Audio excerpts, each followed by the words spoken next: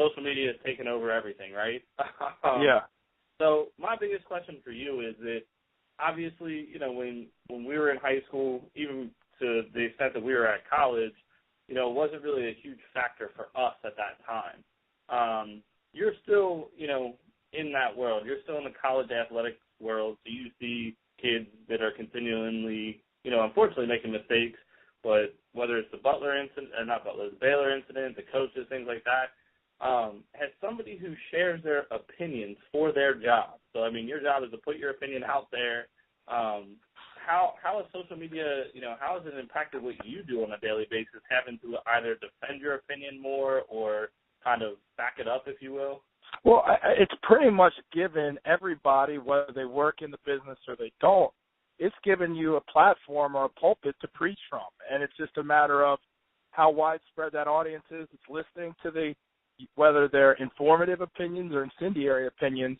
It's the platform for you to speak on things, and people can use that to put their best foot forward and kind of gain a interested following. Because that person may have an educated or informed opinion. I like to think I fall in that category. But at the same time, one of the big things about being on social media is it's the equivalent of being camera ready at all times, meaning when you go on camera in my business, I know that I got to be on point.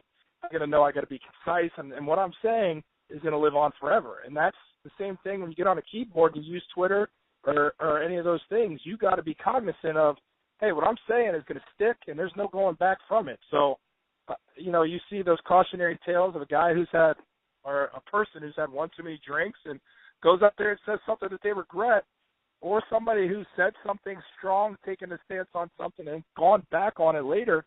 People are able to go back and track what they said before. So when you send it out there, it's gone. So you better use to the best of your abilities and think through everything that you want to say, because you're going to be held to it. Yeah, no doubt. So one of the things we talk to the kids about a little bit is, don't press send when you're upset. Take time to think, before you really hit that button, because to your point, it lives on forever. Nothing's deleted. We also remind them that the areas that they're going to, probably make a mistake or most likely to make a mistake are race, religion, sports, politics, gender. Those are the categories that we all have passionate opinions about, So I know recently I saw kind of you and Dan Dockich actually going back and forth a little bit on Twitter, which I got a kick out of. Obviously, two guys in the industry that, again, share an opinion on different things. As you look back even at that transaction, I don't think you did anything wrong. I think you had your point of view. Is there anything when you look back at, interactions like that you look and go, I wish I would have had this back, or, that's a great question. And kind of what happened was, it came up and started as a misunderstanding. And then I got to the point where I had to say, hey, look, what's my real feeling about this guy? I need to watch what I say because I'm going to be held to it. But at the same time, I'm sitting here talking to you guys today, and I'd say out loud to anybody listening, I don't respect Dan Dockich's opinion. I don't respect the guy, and I don't respect his job and what he does. And I've been around him for a long time to not be throwing that opinion out there lightly. I've worked closely with him. We have one time had a relationship. That kind of waded away and withered away with how I think he carries himself, and it's not the way I want to. And I've seen enough, and I said, hey, look, if I respond back like this is what happens. The relationship deteriorates between me and him, and I'm going to be held to what I'm saying. And I said, yeah, I'm good with that. So I knew what I was doing, but also there's a lot of thought behind what I decided to say. I could have said a lot more, so I actually guarded myself. But I also knew that, this is something that's going to carry consequence, and knowing that I acted as I did. Now, I didn't go off the rails and talk about his wife or his kids or do anything that I would regret later, but I definitely did speak on what I felt and feel confident looking back that I would have done it the same way over and over again. And I love that you said that, because we speak so often to these kids about, please have your opinions, please stand up for what you know and what you believe in your heart and be who you're going to be. But, one, be educated on what you're speaking about. So, to your point, hey, I'm not saying anything that's not factual. And then, two, be able to articulate and defend, if somebody comes after you that asks you about that, to really be able to defend that. The other one that I thought was pretty funny was when you put out, the picture of the check you got from EA Sports. And just because we talk to these kids all the time about you're going to have somewhat thick skin. You're going to, you can respond to some of these people, but you also have to, pick and choose, obviously, because some of them you're just going to go down a rabbit hole of never-ending nonsense. Sure. But, so obviously when you did that, all the trolls came out. I mean, when you look at that interaction, I mean, what type of things do you think, what do you take away from, like, something like that when you see some of these knuckleheads coming after you? Yeah, I think that was probably the biggest. Everybody has that aha moment with things in regards to social media. That was my aha moment. It was definitely a wake-up call for me.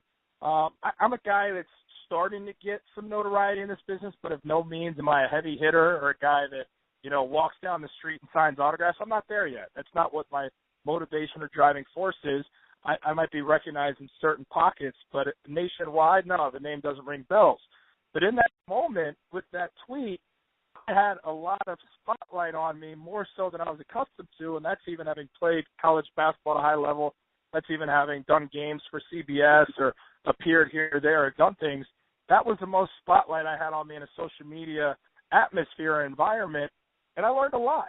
I did not know the ramifications of me sending that picture out. It was with the intention of, hey, look, this is, kind of cool. The NCAA has lost something, and the athlete, albeit a small amount of money, are getting something. I didn't know I was going to offend so many gamers and what they lost out on. So I had a lot of gamers coming at me. My DMs are still getting hate messages from guys, and I had to learn, when I talk about the aha moment, I had to learn, hey, look, if I'm going to be in this business and I'm going to be a guy that wants to pump out my opinions and wants to be in the public eye, you got to have thick skin. And I think for student athletes or people pursuing the path I have after athletics, you're in the public eye, and you can't try and change the opinion of every person.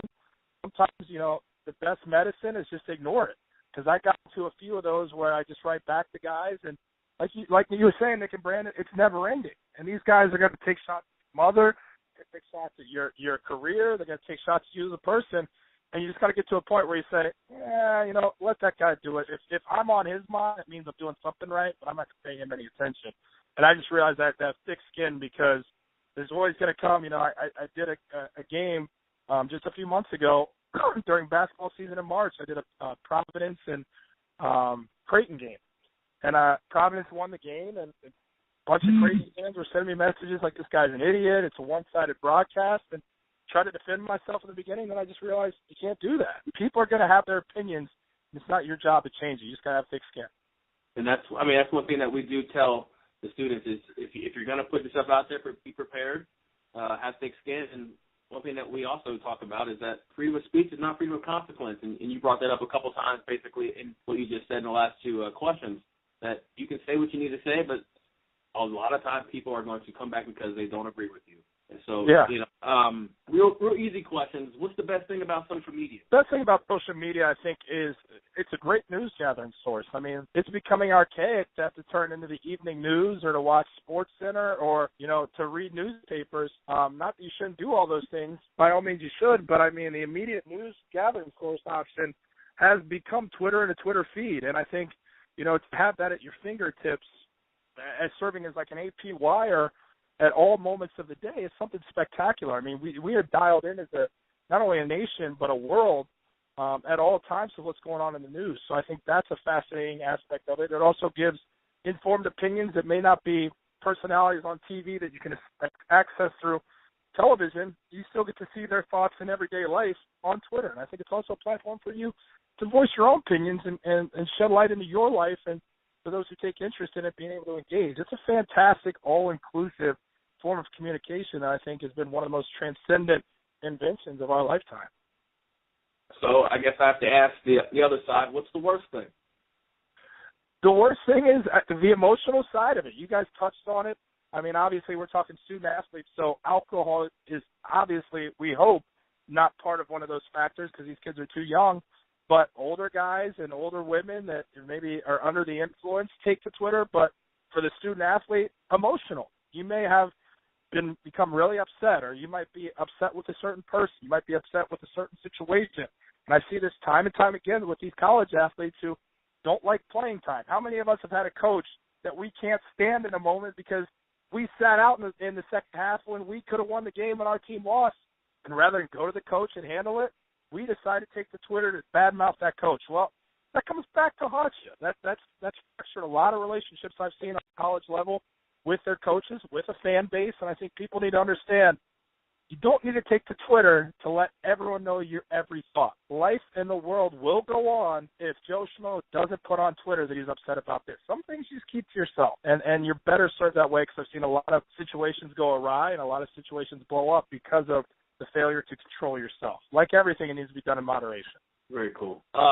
So if you could, talk about how you separate your personal life and your professional life with social media. Well, that's a great question, and I've been pretty guarded about that. I mean, I have from a previous relationship, I have a young son who is turning 9 years old in July, and he's a child. And so when I talk about having thick skin, well, I've got thick skin, but I don't need to expose my son to those situations, and I need to be guarded about, how much privacy is put in place with regards to my son and my family situation. I signed up for this in this lifestyle and what comes with it, but they did not. And that's something that I need to make sure of. I keep certain aspects of my life private in terms of protecting people that mean a lot to me that aren't involved in, my platforms and my opinions and the consequences and ramifications of them. So that is the one part of my life that I keep private is my family life and those that are close to me that aren't involved in this. I think that is something that I protect. And if I'm on a trip and I take a picture and I decide, is this one that I want the world to see or is this one that I want to keep to myself? And also, if who's ever involved in those pictures, I get, their opinion as well before I just throw something out there. Because, again, I've signed up for this, but certain things need to be protected in private because not everybody is in love with the whole social media craze. Right. I got one more question for you. We talked to these high school and college kids. What's your message to them? My message to them is, as anything, anytime you're out there in a public forum, whether it be on the field of competition, the field of play, you want to put your best foot forward. You want to play your best game. You want to execute to the best of your abilities. And when you step up and you speak in interviews, you want to put your best foot forward there. When you're in front of college coaches or scouts or anybody where an opportunity presents itself, it's the same thing. You want to put your best foot forward. And I would encourage these kids to understand that social media is no different. And it's like breathing cold air out. It's like breathing warm air out on a cold day. It evaporates immediately to your eye and it's gone, but it doesn't disappear. It's still there forever. So whatever thought you may have that creeps into your mind or you want to make a funny joke at somebody's expense that could be, upsetting to somebody else, you want to really think with great pause before you put anything out there, no matter how innocent it can be. And the best piece of advice I got with social media is if you have to think about, should I send this out or not, the answer 25 times out of 10 is going to be you shouldn't send it out there. And so that's the thing. Think with great pause when using social media. It's a great tool that can easily be abused. And then the last thing I have for you, Jordan, so whether it was, again, towards, I'm sure at the end of your playing days, it still wasn't as prevalent as it is right now. But in the industry you're in right now, obviously, it's everywhere. How much training, if any, do you guys get from, your employer on, or, what kind of, do they put any, thing out to you on, hey, watch these things, this is kind of what we would expect? Do you get anything from your employer at this point in time? No, and you know what? I think that's very interesting. I mean, when you sign a contract, they say any behavior detrimental to the moral conduct of the company can put your job in jeopardy. That's a very loosely based thing that a lot of things fall under that umbrella.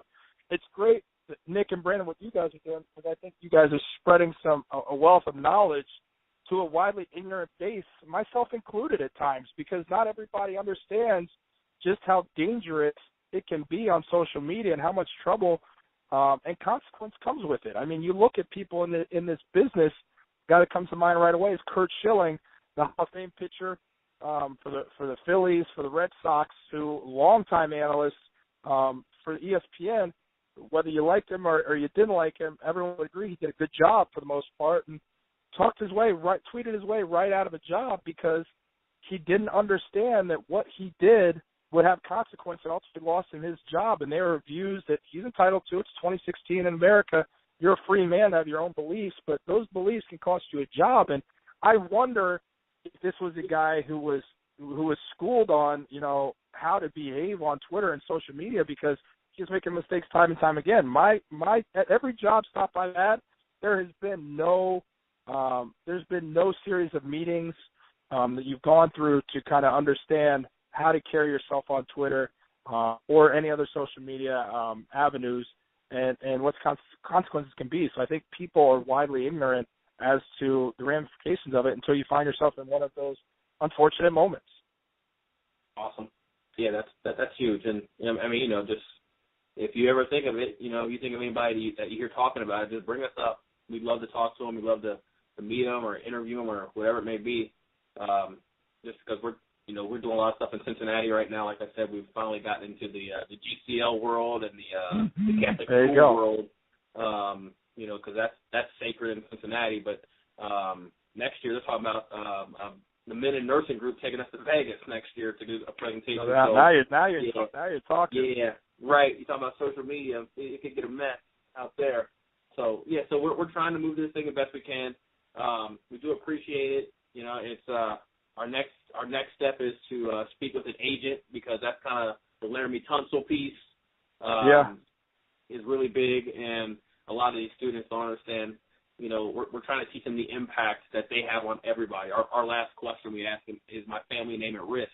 And we have them put on a jersey, and the name on the back isn't the only name. There's also a name on the front. And sometimes it's your school, it's your place of employment, any organization you're involved in.